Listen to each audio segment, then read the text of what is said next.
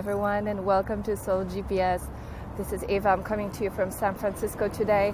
I apologize for the noise and for the camera movement. I'm leaning my phone on a tree to keep it a little bit more steady. But as I was walking through the city, I had a realization. I wanted to share this with you because it is, I feel, an important realization in our journey, and that is on the topic of self-compassion. You see, when we are around the narcissist, especially if we've been raised by a narcissistic, sociopathic, a dysfunctional family, what tends to happen is we lose the ability to have empathy for ourselves, even though we may be empaths. That's because we are around abusive people. We are listening to the things, to the cues that they send us, the voices of contempt, of criticisms, and so on.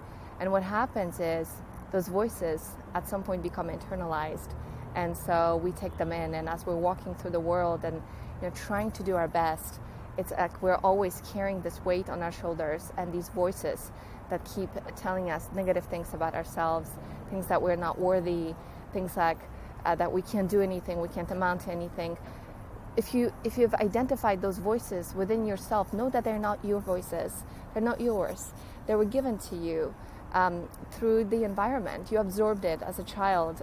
What else do you expect a child to do? We absorb, we listen to these things.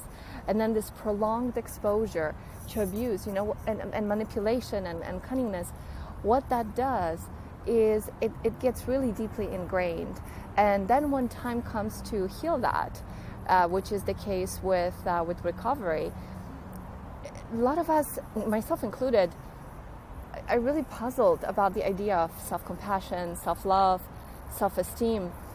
And what I've realized is that it's because, if we're around that for so long, the way that they treat us, the way that they're around us, either verbally or sometimes they won't even have to say anything, just in the way they look at you or just in the way that they gesture at you. This is a meta form of communication where you are translating from your environment messages that you may not be worthy.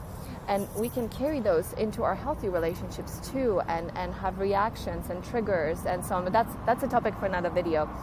But as I was walking down the street, and I saw myself, my own reflection in a window, and my first thought was like, "Oh, you're so vain looking at yourself." And then I was like, I caught it, and I'm like, and I saw a reflection of this little girl, walking around. This little girl who always wanted to do good in the world, who wanted to make others happy.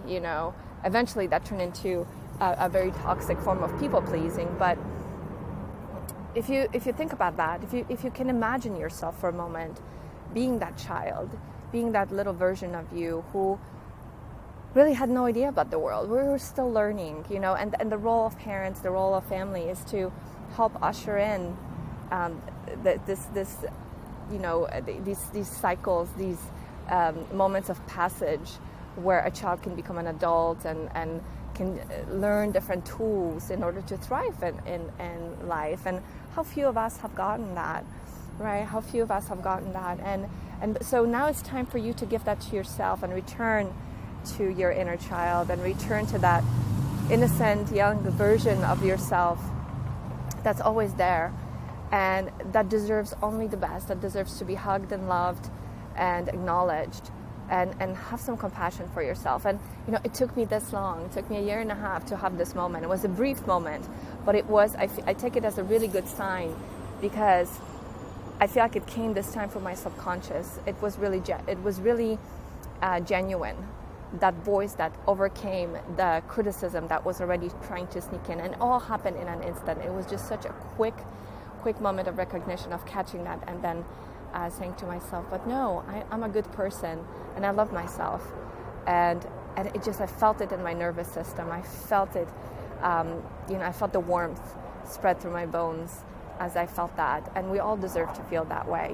We are the most precious thing that we have, and we got to take care of ourselves. So big greetings to you from San Francisco. I have been a bit mute here over the last couple of weeks because I've been, almost a month actually, I've been working on 3 programs for you guys that I will be launching soon. I'm sure you'll enjoy them. It'll be very useful for recovery. So announcements are coming up, but more videos will be coming. A list is growing of topics, of questions. So I'm definitely remaining active. But I just wanted to drop in and send you guys some love, and remember to really be gentle with yourself through this process, and acknowledge the beautiful soul that you are. Okay, I'm sending you all the best from San Francisco, and I will see you soon. Bye.